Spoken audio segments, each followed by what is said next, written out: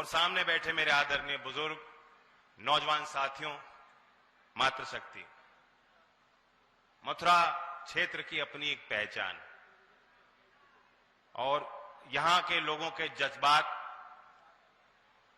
वाकई अनोखे हैं। यहां की कहावत भी है, 3 लोक से नारी है मथुरा। राष्ट्रीयता की भावना, राष्ट्र प्रेम की भावना, सामाजिकता, एक दूसरे का सहयोग करना, एक दूसरे के काम आना, गरीब और कमजोर को सहायता करना, ये यहां के भावना और संस्कार और स्वरूप का हिस्सा है।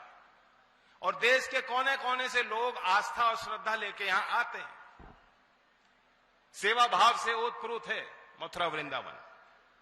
यहां तक कि मथुरा वृंदावन के लिए हरिवंश जी ने कहा कि सबसो हितने काम मन वृंदावन विश्राम, राधा वल्लभ लाल को हृदय ध्यान मुख नाम। यानी मुख पे आपका नाम होना चाहिए, राधे राधे बोलिए, कृष्ण जी की श्रद्धा को आप अपने ग्रहण कीजिए, उनके संस्कारों को, और सेवा कीजिए लोगों की। तो ये हमेशा इस क्षेत्र की परंपरा रही है। उसी परंपरा के साथ जुड़ने के लिए हेमा जी 10 साल से आपके बीच इन्होंने काम किया। अब हम लोग मिलके आपसे उम्मीद रखते हैं कि तीसरी बार दोबारा बड़ा मैंडेट, बड़ा विश्वास हेमा जी पे आप करेंगे और आशीर्वाद देंगे, ताकि जो लखनऊ और दिल्ली की तस्वीर हम लोग मिलकर बनाना चाहते हैं उसमें हमें कामयाबी मिले। आदरणीय प्रधानमंत्री नरेंद्र मोदी जी ने देश को एक गति दी है, एक डायरेक्शन दिया है, और आप अब समझ गए हैं कि किस दृढ़ निश्चय के साथ भारत सरकार काम कर रही है। वो निश्चय पहले दिखाई नहीं देता था। घोषणाएं होती थी, योजनाएं बनती थी, ढिंडोरा पीटा जाता था, श्रेय लेने के लिए चुनाव के वक्त वो बात रखी जाती थी, लेकिन धरातल पे, जमीन पे वो योजनाएं कभी आपने क्रियान्वित होती नहीं देखी। आज पिछले 10 साल का देश का अनुभव कि जो गरीब के लिए योजना बनती है, महिला सशक्तिकरण के लिए योजना बनती है, किसान के लिए योजना बनती है, तो सीधा जो लाभार्थी हैं उनके खातों में सीधा पैसा भेजा जाता है। अब किसी बिचौलिए की जरूरत नहीं, किसी को भ्रष्टाचार करने का मौका नहीं देती सरकार। तो ये बहुत बड़ा परिवर्तन हमने होते देखा। मथुरा में भी कई अच्छे काम हुए हैं। मैं भी बैठा बातचीत कर रहा था, बहुत पुरानी मांग थी। 15 साल से छाता की चीनी मिल बंद थी। मंत्री जी बैठे हैं, लक्ष्मी जी, ठाकुर तेजपाल जी लगातार प्रयासरत रहे उस इश्यू को लेकर। छाता के किसान कहते थे, मैं एमपी था तब भी मुझे भी कहते थे, लेकिन उस समय राज्य सरकार ने सहयोग नहीं किया। मैं बधाई देता हूं कि बीजेपी की सरकार जो लखनऊ में है, उन्होंने 2 टूक कह दिया और नई मिल के निर्माण के लिए बजट या आवंटन किया है। कितने ही करोड़ रुपए लगने पड़े वो लगाए जाएंगे, ताकि यहां क्षेत्र के मथुरा के छाता के किसानों के लिए जो उनको बेहतर दाम मिल सके, उनके फसल का वाजिब मूल्य उनको मिल पाए। और दूसरा, पर्यटक जिस हिसाब से यहां आते आए, करोड़ों लोग आते हैं। कोरोना के पहले जो वर्ष था 2019 का, जो आंकड़े हैं वो दिखाते हैं कि मथुरा वृंदावन में अकेले 1,60,00,000 पर्यटक हर साल आते थे। यूपी टूरिज्म बोर्ड का ये आंकड़ा है। फिर 2 साल खराबी आ गई, आना जाना बंद हो गया। उसका प्रभाव यहां के क्षेत्र के व्यापारियों पे पड़ा, यहां इस क्षेत्र की अर्थव्यवस्था पे नकारात्मक प्रभाव उसके पड़े। लेकिन दोबारा मथुरा वृंदावन खड़ा हो गया। अब दोबारा वही उससे पुराने आंकड़ों को हमने पार कर दिया।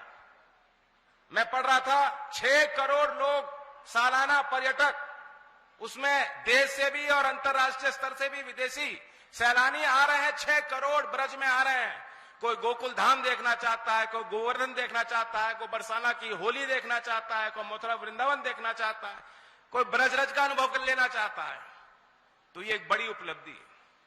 इसका श्रेय भी बीजेपी की राज्य सरकार और केंद्र सरकार की नीतियों को जाता है कि उन्होंने फोकस बनाया, प्रायोरिटी बनाई कि ब्रज टूरिज्म को हमें विकसित करना है। ब्रज टूरिज्म सर्किट को उन्होंने बनाया और बांके बिहारी मंदिर का भी एक उसको विकास से जोड़ने के लिए एक नोवेल कॉन्सेप्ट सरकार ला रही है। ये जो एक्सप्रेसवे नोएडा से आगरा लिंक है, सीधा एक नए एक्सप्रेसवे से बांके बिहारी जी को जोड़ा जाएगा। ये सारी जो परियोजनाएं हो जाएंगी, उसका लाभ यहां के कामगार को पड़ेगा, यहां के मजदूर को उसका लाभ मिलेगा, गरीब को लाभ मिलेगा और छोटे व्यापारियों को लाभ मिलेगा। और आपकी छाती गर्व से फूल जाएगी मथुरा वृंदावन के निवासियों की कि अच्छे काम इस क्षेत्र में अब हो रहे हैं और कोई रोक टोक नहीं। मैं ज्यादा कुछ नहीं कहना चाहता। इस क्षेत्र से मैं जनप्रतिनिधि रहा हूं, घर घर से मेरे यहां रिश्ते हैं, हर गांव की वास्तव स्थिति में जानता हूं। मेरे जीवन के हर मोड़ में मथुरा के लोगों ने मुझे आशीर्वाद दिया। अगर आप नहीं होते तो आज मैं पार्लियामेंट मेंबर में राज्यसभा सांसद नहीं हो सकता था। यह आपका आशीर्वाद है। अगर आपका सहयोग नहीं होता तो जो भारत सरकार ने एक फैसला लिया है, आपके विश्वास पे लिया है, आपको हौसला देने के लिया है, आपके मान सम्मान के लिए फैसला लिया कि चौधरी चरण सिंह जी को भारत रत्न दिया जाए, अगर मथुरा का सपोर्ट नहीं होता, समर्थन नहीं होता, आशीर्वाद नहीं होता, तो शायद भारत सरकार ऐसा ऐतिहासिक फैसले और निर्णय नहीं ले पाते। तो मैं उम्मीद करता हूं, मेरा भी तो कुछ अधिकार बनता है आप पे, आपका मुझ पर अधिकार है तो मेरा भी आप पे अधिकार है कि नहीं है। तो आज मैं मांगने आया हूं, पूरे 5 साल आप हम सबसे मांग सकते हो, हेमा मालिनी जी को कह सकते हो, मुझे कह सकते हो, हमारे दल के नेताओं को कह सकते हो और हम आपके लिए सेवा के लिए तत्पर रहेंगे। लेकिन अब चुनाव की घड़ी है, कोई कमजोरी मत आन देना। मैं हेमा जी को साथ अभी मंच साझा कर रहा था बलदेव में, वहां सभा में मैंने एक बात कही थी। हेमा जी को मैं बचपन से मैं भी हेमा जी का ही फैन था। फिर हेमा जी 2009 में मेरे चुनाव प्रचार में आई, मुझे नहीं मालूम था फिर हम आमने सामने चुनाव लड़ लेंगे।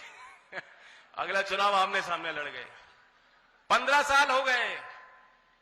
तो अगर हमारी, मेरी और हेमा जी की कोई पिक्चर बननी थी, उसका टाइटल होता 15 साल बाद। क्योंकि अब दोबारा हेमा जी 15 साल पहले मेरे लिए प्रचार करने आई थी, आशीर्वाद आपने भरपूर दिया था, इनका सहयोग मिला था। आज 15 साल बाद मैं इनके लिए मांगने आया हूं, तो मेरे इस उम्मीद पे आपको खड़ा रहना है। मैं आपको वादा करता हूं, इस क्षेत्र के लिए हमारी जवाबदेही रहेगी। और हेमा जी, हम और आप कभी आमने सामने अब चुनाव नहीं लड़ेंगे। ये भी तय हो गया। इस बार मैं इनके लिए आ रहा हूं, हो सकता है अगली बार कभी मैं लोकसभा लड़ूं तो आप मेरे लिए प्रचार करने जरूर आओगे। ये भी वादा आपसे लेता हूं।